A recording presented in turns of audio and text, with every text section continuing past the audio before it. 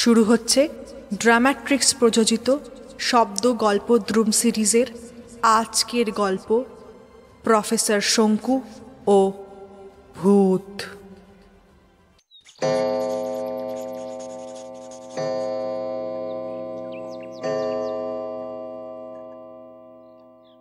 10ই April.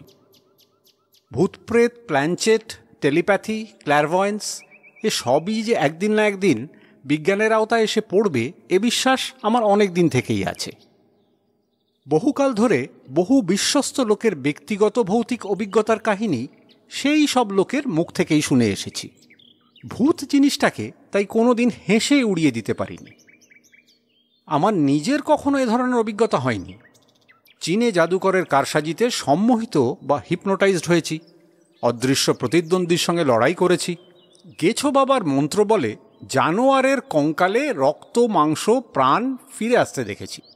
কিন্তু যে মানুষ মরে ভূত হয়ে গেছে সেই ভূতের সামনে কখনো পড়তে হয়নি আমাকে।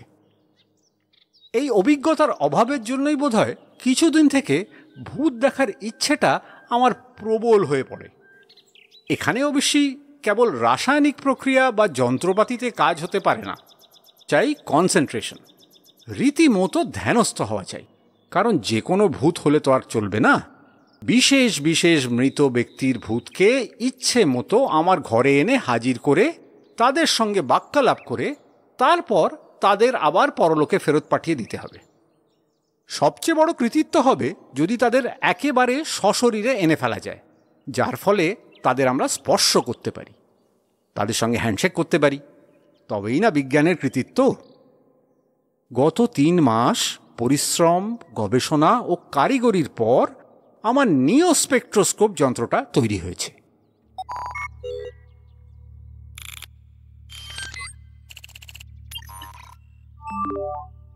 এখানে স্পেকট্রো কথাটা স্পেকট্রাম থেকে আসছে না, আসছে স্পেক্টার অর্থাৎ ভূত থেকে। নিও কারণ এমন যন্ত্র এর আগে কখনো তৈরি হয়নি। যন্ত্রের বিশদ বিবরণ আমার খাতায় রয়েছে, তাই এই ডায়েরিতে আর সেটা দিলাম না। মোটামুটি বলে রাখি, আমার মাথার মাপে একটি ধাতুর হেলমেট তৈরি করা হয়েছে। তার দুদিক থেকে 2টি বৈদ্যুতিক তার বেরিয়ে একটি কাঁচের পাত্রে আমার তৈরি একটি তরল সলিউশনের মধ্যে চোবানো 2টো তামার পাতের সঙ্গে যোগ করা হয়। হঠাৎ দেখলে অ্যাসিড ব্যাটারির কথা মনে হতে পারে। সলিউশনটা অবশ্য নানা রকম বিশেষ মাল মশলা মিশিয়ে তৈরি। তার মধ্যে প্রধান হল শ্মশান সংলগ্ন চিতার ধোঁয়ায় পরিপুষ্ট কিছু গাছের শিকড়ের রস। এই সলিউশন গ্যাসের আগুনে গরম করলে তার থেকে একটা সবুজ রঙের ধোঁয়া বের হয়।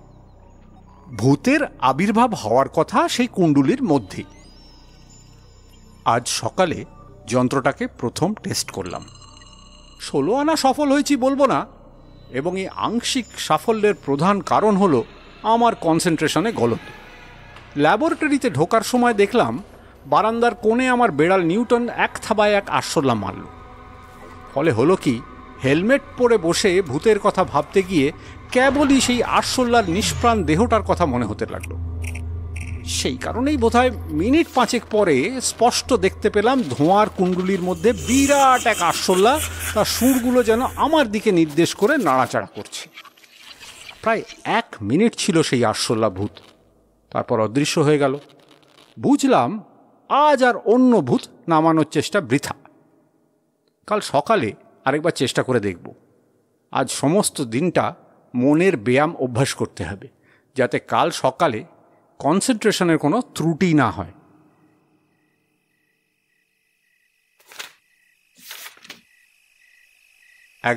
এপ্রিল। অভাবনীয়। আজ প্রায় 3.5 মিনিট ধরে আমার পরলোকগত বন্ধু ব্রিটিশ বৈজ্ঞানিক আর্চিবাল্ড অ্যাক্রয়েডের সঙ্গে আলাপ হলো। নরওয়েতে রহস্যজনকভাবে অ্যাক্রয়েডের মৃত্যু হয়। মৃত্যুর কারণ পরে আমি জেনেছিলাম, এবং সেটা এর আগেই আমি ডায়েরিতে লিখেছি।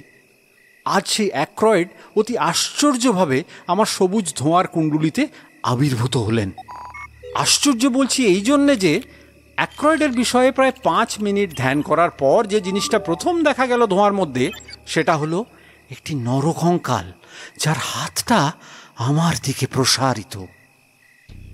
তারপর তারপর হঠাৎ দেখি সে কঙ্কালের চোখে সোনার চশমা, এই যে অ্যাক্রয়েডেরই বাইফোকাল চশমা, সেটা আমি দেখেই চিনলাম। চশমার পর দেখা গেল দাঁতের ফাঁকে একটা বাঁকানো পাইপ, অ্যাক্রয়েডের স্বাদের ব্রায়ার। তারপর পাঁজরের ঠিক নিচটায় একটা চেনওয়ালা ঘড়ি, এও তো আমার চেনা। বুঝতে পারলাম অ্যাক্রয়েডের চেহারায় যে বিশেষত্বগুলি আমার মনে দাগ কেটেছিল সেগুলো দেখা যাচ্ছে। ঘড়ি, পাইপ ও চশমা সমেত কঙ্কাল হঠাৎ বলে উঠল, হ্যালো শঙ্কু। এই যে স্পষ্ট অ্যাক্রয়েডের গলা, আর কণ্ঠস্বরের সঙ্গে স্যুট পরিহিত সৌম্য মূর্তি। অ্যাক্রয়েডের সম্পূর্ণ অবয়ব ধোঁয়ার মধ্যে প্রতীয়মান হল। তার ঠোঁটের কোণে সেই ছেলে মানুষই হাসি, মাথার কাঁচা পাকা চুলের একগোছা কপালের উপর এসে পড়েছে, গায়ে ম্যাকিনটস, গলায় মাফলার, হাতে দস্তানা। আমি প্রায় হাত বাড়িয়ে অ্যাক্রয়েডের হাতে হাত মেলাতে গিয়ে শেষ মুহূর্তে অপ্রস্তুত হয়ে নিজেকে সামলে নিলাম। করমর্দন সম্ভব ছিল না, কারণ যা দেখছিলাম তা অ্যাক্রয়েডের জড়রূপ নয়, শূন্য ভাসমান প্রতিবিম্ব মাত্র। কিন্তু আশ্চর্য এই যে প্রতিচ্ছায়ায় কণ্ঠস্বর অতি স্পষ্ট। আমি কিছু বলার আগেই অ্যাক্রয়েড তার গভীর অথচ মসৃণ গলায় বললেন, তোমার কাজের দিকে আমার দৃষ্টি রয়েছে, যা করছো তা আমি সবই খেয়াল করি। তুমি তোমার দেশের মুখ উজ্জ্বল করেছ। উত্তেজনায় আমার গলা প্রায় শুকিয়ে এসেছিল, তবু কোনো রকমে সামলে নিয়ে বললাম, আমার নিওস্পেকট্রোস্কোপ সম্বন্ধে তোমার কি মত? সবুজ ধোঁয়ার কুণ্ডুলির ভেতর থেকে মৃদু হেসে অ্যাক্রয়েড বললেন, আমার দেখা তুমি যখন পেয়েছ তখন আর মতামতের প্রয়োজন কি? তুমি তো নিজেই জানো তুমি কৃতকার্য হয়েছ। যারা লোকান্তরিত তারা মতামতের ঊর্ধ্বে। মানসিক প্রতিক্রিয়ারও কোনো প্রয়োজন নেই আমাদের এই জগতে। চিন্তা ভাবনা, সুখ দুঃখ, ভালো মন্দ সব এখানে অভ্যন্তর। আমি অবাক হয়ে অ্যাক্রয়েডের কথা শুনছি, আর এরপর কি জিজ্ঞেস করব ভাবছি। এমন সময় একটা অদ্ভুত হাসির সঙ্গে সঙ্গেই বুদবুদের মতো অ্যাক্রয়েড অদৃশ্য হয়ে গেলেন। আর তারপরেই ধোঁয়ার কুণ্ডুলিটা আমার দিকে এগিয়ে এলো, আর আমি বুঝতে পারলাম যে আমার চেতনাটা আস্তে আস্তে লোপ পেয়ে আসছে। যখন জ্ঞান হলো তখন দেখি আমার চাকর প্রহ্লাদ আমার কপালে জলের ছিটে দিচ্ছে। এই গরমে লোহার টুপি পরে বসে আছো বাবু? বুড়ো বয়সে কি এত সয়? হেলমেটটা খুলে ফেললাম। বেশ ক্লান্ত লাগছে। বুঝলাম অতিরিক্ত কনসেন্ট্রেশনের ফল। কিন্তু অ্যাক্রয়েডের প্রেতাত্মা যে আজ আমার ল্যাবরেটরিতে আবির্ভূত হয়ে আমার সঙ্গে কথা বলে গেছে তাতে কোনো ভুল নেই। আমার গবেষণা, আমার পরিশ্রম অনেকাংশে সার্থক হয়েছে। আশ্চর্য আবিষ্কার আমার এই নিওস্পেকট্রোস্কোপ। মনে মনে ভাবলাম, সামান্য শারীরিক গ্লানিতে নিরুৎসাহ হলে তো চলবে না। কাল আবার বসবো এই যন্ত্র নিয়ে। ইচ্ছে হচ্ছে বিগত যুগের কিছু ঐতিহাসিক চরিত্রের প্রেতাত্মার সঙ্গে চাক্ষুষ পরিচয় করে তাদের সঙ্গে কথা বলবো। 12ই এপ্রিল। অন্ধকূপ হত্যার আসল ব্যাপারটা জানার জন্য আজ ভেবেছিলাম সিরাজউদ্দৌলাকে একবার আনব, কিন্তু সব প্ল্যান মাটি করে দিলেন আমার প্রতিবেশী অবিনাশ চাটুর্যে। বৈঠকখানায় বসে সবে মাত্র কফি শেষ করে ন্যাপকিন মুখ মুছছি, এমন সময় ভদ্রলোক হাজির। অবিনাশবাবুর মতো অবৈজ্ঞানিক ব্যক্তি জগতে আর দ্বিতীয় আছে কিনা সন্দেহ। ভদ্রলোকের জন্ম হওয়া উচিত ছিল প্রস্তর যুগে। বিংশ শতাব্দীতে তিনি একেবারেই বেমানান। আমার সাফল্যে ঔদাসীন্য ও ব্যর্থতায় টিটকিরি, এ দুটো জিনিস ছাড়া ওর কাছে কখনো কিছু পেয়েছি বলে মনে পড়ে না। ঘরে ঢুকেই আমার সামনের সোফায় ধপ করে বসে পড়লেন।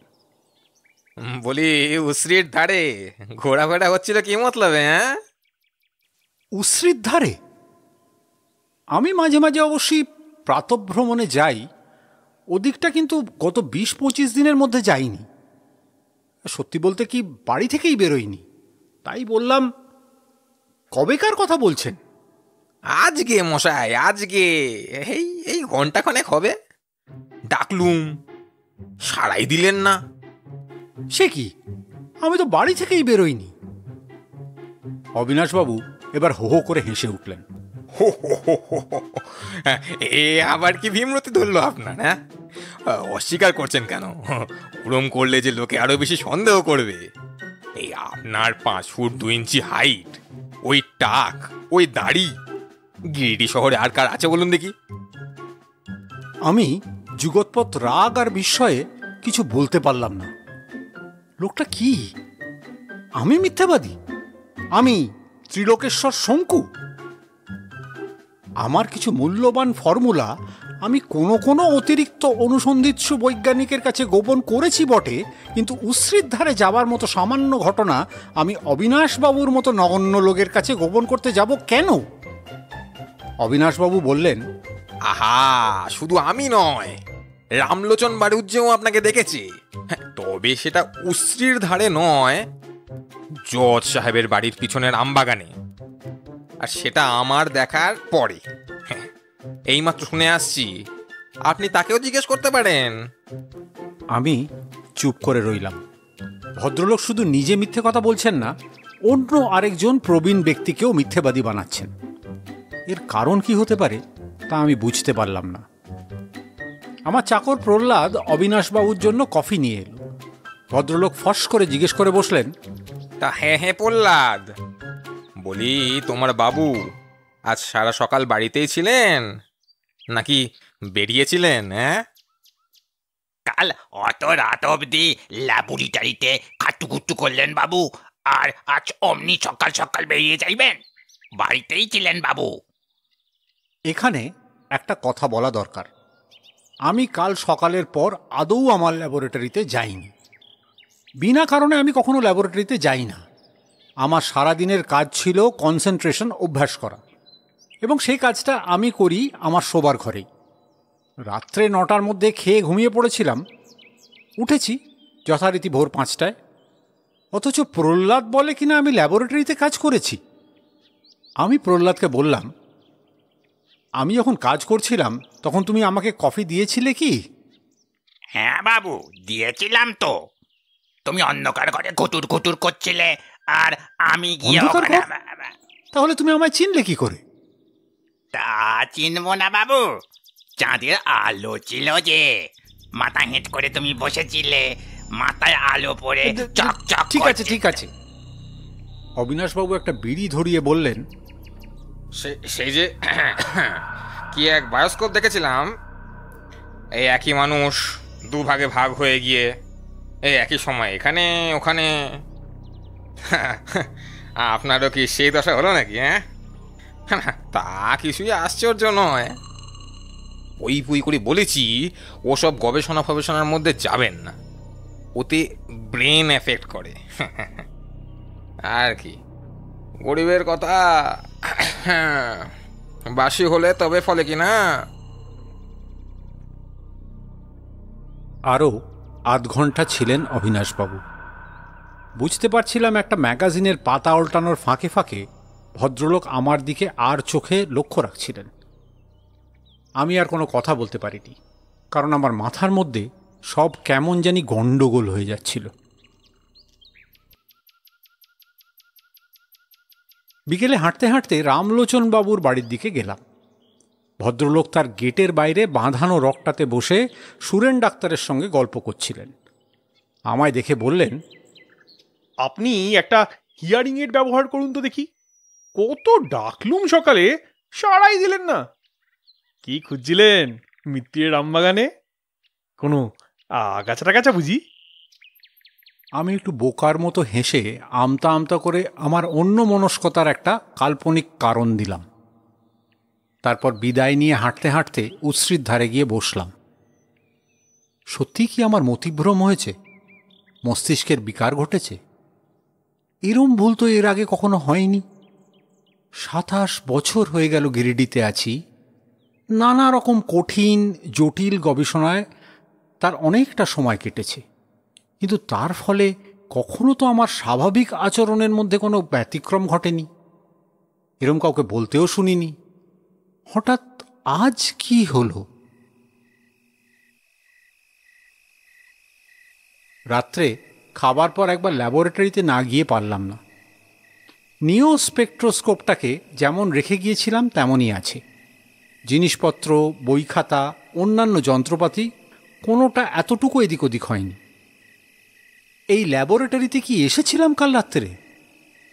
আর এসেছি অথচ টের পাইনি? অসম্ভব। ঘরের বাতি নিভিয়ে দিলাম। দক্ষিণের জানলা দিয়ে চাঁদের আলো টেবিলের ওপর এসে পড়ল। মনে গভীর উদ্বেগ নিয়ে আমি জানলার দিকে এগিয়ে গেলাম। জানলা দিয়ে আম বাগান দেখা যাচ্ছে। এই বাগানে রোজ বিকেলে রঙিন ছাতার তলায় আমার প্রিয় ডেস্ক চেয়ারে আমি বসে থাকি।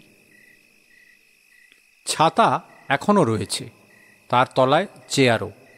সে চেয়ার খালি থাকার কথা, কিন্তু দেখলাম তাতে কে জানি বসে রয়েছে। আমার বাড়িতে আমি, প্রহ্লাদ আর আমার বেড়াল নিউটন ছাড়া আর কেউ থাকে না। মাথা খারাপ না হলে প্রহ্লাদ কখনো ও চেয়ারে বসবে না। যে বসে আছে সে বৃদ্ধ। তার মাথায় টাক, কানের দুপাশে সামান্য পাকা চুল, গোঁফ ও দাড়ি অপরিচ্ছন্নভাবে ছাঁটা। যদিও সে আমার দিকে পাশ করে বসে আছে এবং আমার দিকে ফিরে চাইছে না, তাও বেশ বুঝতে পারলাম যে তার চেহারার সঙ্গে আমার চেহারার আশ্চর্য মিল। এরকম অভিজ্ঞতা আর কারোর হয়েছে কখনো কিনা জানি না। যমজ ভাইয়ের মধ্যে নিজের প্রতিরূপ দেখতে মানুষ অভ্যস্ত, কিন্তু আমার যমজ কেন কোনো ভাই নেই। খুড়তুতো ভাই একটি আছেন, তিনি থাকেন বারেলিতে এবং তিনি লম্বায় 6 ফুট 2 ইঞ্চি। এই লোক তবে কে?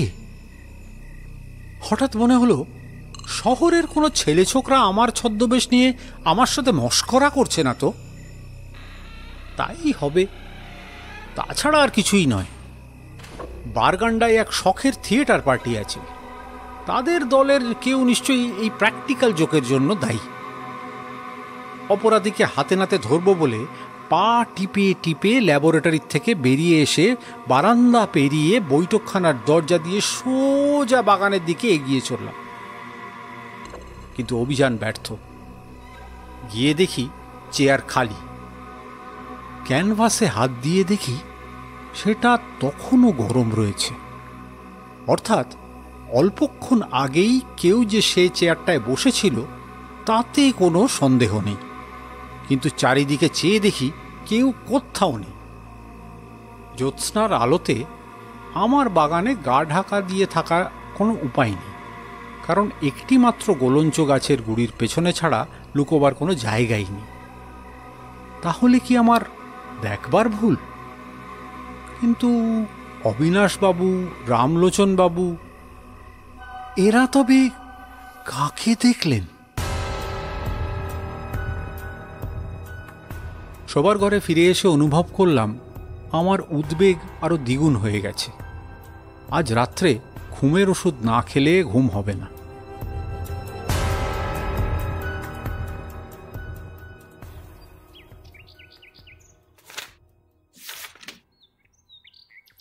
এপ্রিল। ডবল শঙ্কুর রহস্যের যেভাবে সমাধান হলো তার তুলনীয় কোনো ঘটনা আমার জীবনে আর কখনো ঘটেনি। গত 2 দিন আমাকে দেখতে পাওয়ার ভয়ে আমি ঘর থেকেই বেরোইনি। যদি ভুল করে বা নিজের অজ্ঞাতসারে কখনো বেরিয়ে পড়ি, তাই প্রহ্লাদকে বলে রেখেছিলাম আমার শোবার ঘরের দরজার বাইরে থেকে বন্ধ করে তার গায়ের সঙ্গে একটা ভারী টেবিল লাগিয়ে দিতে। সকাল বিকালের কফি আর দুপুর রাত্রের খাবার প্রহ্লাদ নিজেই টেবিল সরিয়ে দরজা খুলে ঘরে এনে দিয়েছে। খাওয়ার সময় দাঁড়িয়ে থেকেছে, আর খাওয়া হলে পর দরজা বন্ধ করে বাইরে থেকে টেবিল ঠেলে দিয়ে গেছে। তাহা সত্ত্বেও প্রহ্লাদ 2 দিনই খবর এনেছে যে লোকে নাকি আমাকে শহরের এখানে সেখানে দেখতে পেয়েছে। উশ্রীর আশেপাশেই বেশি, আর যারা আমায় দেখেছেন তাদের সকলেরই ধারণা আমার মাথা খারাপ হয়ে গেছে, তাই আমি তাদের ডাকে সাড়া দিচ্ছি না।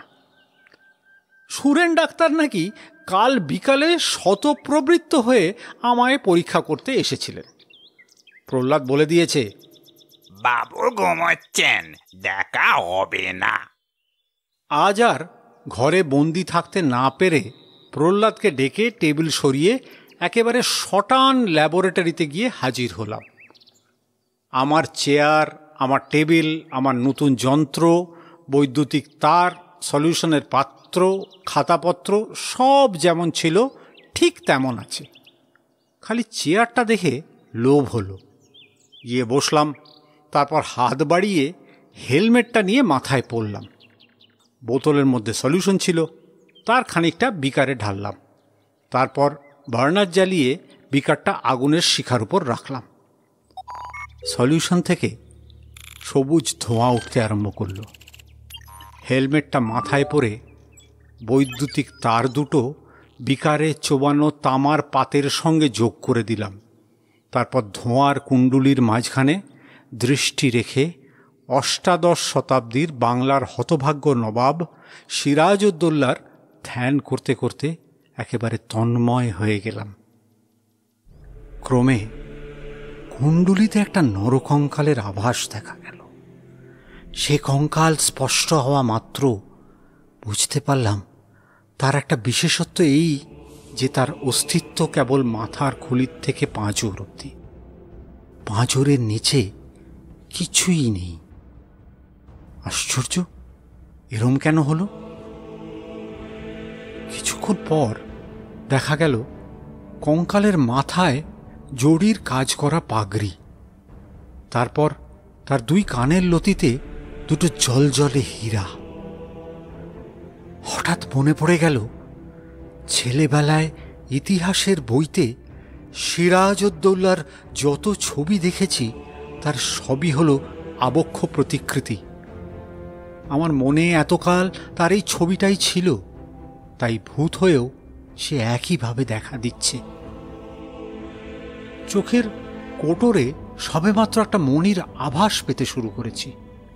এমন সময় একটা অদ্ভুত অট্টহাস্যে আমার ধ্যান ভঙ্গ হল, আর তার পর মুহূর্তেই ধোঁয়ার ভেতর থেকে সিরাজউদ্দৌলার আবক্ষ কঙ্কাল অন্তর্হিত হল। তারপর সবুজ ধোঁয়ার আবরণ ভেদ করে আমার টেবিলের দিকে এগিয়ে এলো। এ কি, আয়নায় আমারই প্রতিবিম্ব না, অন্য কোনো মানুষ? মানুষে মানুষে এমন হুবহু সাদৃশ্য সম্ভব তা আমি জানতাম না, কিন্তু আগন্তুকের কণ্ঠস্বরে প্রতিবিম্বের ধারণা অচিরেই মন থেকে দূর হলো। আমার চোখের দিকে অস্বাভাবিক তীক্ষ্ণ উজ্জ্বল দৃষ্টি নিক্ষেপ করে আগন্তুক বললেন, ত্রিলোকেশ্বর, তোমার প্রতি আমি কৃতজ্ঞ। তুমি আমার অনেক দিনের বাসনা চরিতার্থ করেছ। আমি কোনো মতে ঢোক গিলে বললাম, আপনি কে? বলছি, ধৈর্য ধরো। উশ্রীর দ্বারেই ছিল আমার সাধনার স্থান। গোলক বাবার শিষ্যত্ব গ্রহণ করে 16 বছর বয়সে গৃহত্যাগ করে এখানে চলে আসি। একবার ধ্যানস্থ অবস্থায় প্রচণ্ড শিলাবৃষ্টিতে ব্রহ্মতালুতে শিলার আঘাতে আমার মৃত্যু হয়। মৃত্যু? হ্যাঁ, মৃত্যু। তারপর অনেকবার ইচ্ছা হয়েছে এখানে ফিরে আসি, কিন্তু আমার একার পক্ষে সম্ভব ছিল না সশরীরে অবতীর্ণ হওয়া। তোমার বিজ্ঞান আর আমার তন্ত্রের সংযোগে আজ সেটা সম্ভব হয়েছে। প্রথম দিন ধ্যানস্থ হওয়ার কয়েক মুহূর্তের মধ্যেই আমি এখানে এসেছি, কিন্তু তখনই তোমাকে দেখা দিইনি, কারণ আমার অন্য কাজ ছিল। অকস্মাৎ মৃত্যুর ফলে আমার যোগ সাধনার কিছু সরঞ্জামের কোনো ব্যবস্থা করে যেতে পারিনি, অথচ অনুপযুক্ত লোকের হাতে পড়লে অনিষ্টের সম্ভাবনা। তাই একদিন অনুসন্ধানের পর সেগুলি পুনরুদ্ধার করে আজ সকালে উৎসের জলে নিক্ষেপ করে দিয়েছি। আর ভয় নেই। কিন্তু আপনি কে সেটা জানলে? বলছি আগে কাজের কথা। তুমি সব মেচ্ছের ধ্যান করছো। তাদের প্রেতাত্মা জড়রূপ ধারণ করতে অক্ষম, কারণ প্রথমত আমার সাধনা তাদের অনায়ত্ত, আর দ্বিতীয়ত তোমার সঙ্গে তাদের রক্তের সম্পর্ক নেই।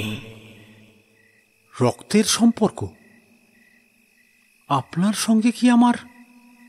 হ্যাঁ, আছে। আমি হলাম তোমার অতি বৃদ্ধ প্রপিতামহ ঈশ্বর বটুকেশ্বর শঙ্কু।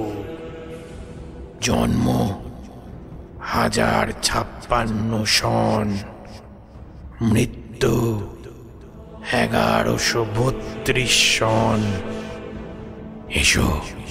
এসো শঙ্কু, তোমার করমর্দন করি। আমার অবিকল অবয়বধারী পূর্বপুরুষ তার ডান হাতটা আমার দিকে বাড়িয়ে দিলেন। আমি সেটা ধরতেই একটা শিহরণের সঙ্গে অনুভব করলাম তার তীব্র অস্বাভাবিক শৈত্য। বটুকেশ্বর হেসে উঠলেন।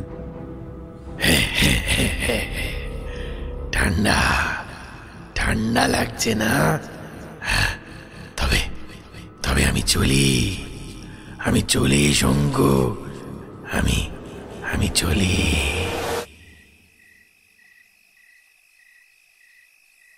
তারপর আমার হাত ছেড়ে দিয়ে একটা ছোট্ট লাফে বটুকেশ্বর ধোঁয়ার কুণ্ডুলির মধ্যে প্রবেশ করলেন।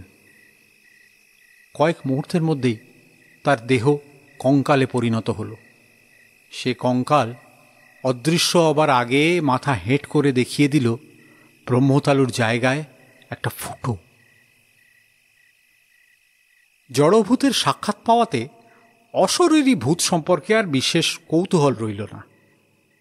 তাই বটুকেশ্বর অন্তর্ধান হওয়ার কিছু পরেই নিও স্পেকট্রোস্কোপটা আলমারিতে তুলে রেখে দিলাম।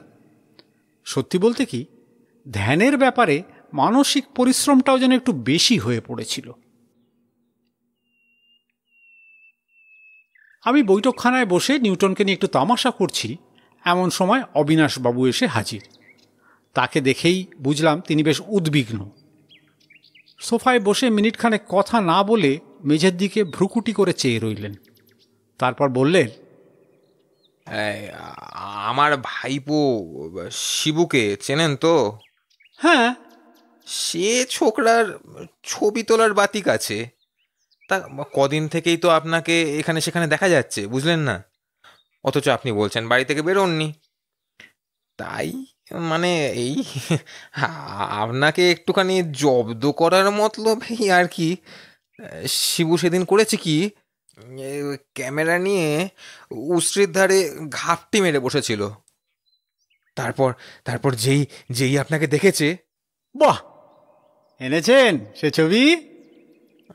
আনবো কি মশাই, শুধু বালি আর জল আর পাথর। অথচ ওই পাথরের ধারেই ছিলেন আপনি, কিন্তু ছবিতে নেই, ভ্যানিশ। আসলে কি জানেন অবিনাশবাবু, ছাড়ুন, আপনি বরং একটু কফি খান।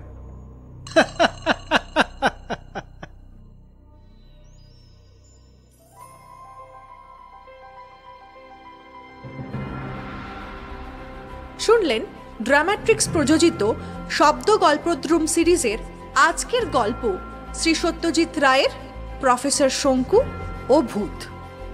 বিভিন্ন চরিত্রে প্রফেসর শঙ্কু কৌশিক, প্রহ্লাদ ও প্রফেসর আর্কোয়েট কৃষ্ণেন্দু, অবিনাশবাবু সায়ন, রামলোচন বাবু এবং বটুকেশ্বরের ভূত অরিন্দম, মুখবন্ধ এবং পূর্ণচ্ছেদ অনসুয়া, ধ্বনি ও আবহ কৃষ্ণেন্দু, সমগ্র পরিকল্পনা ও পরিচালনায় অরিন্দম।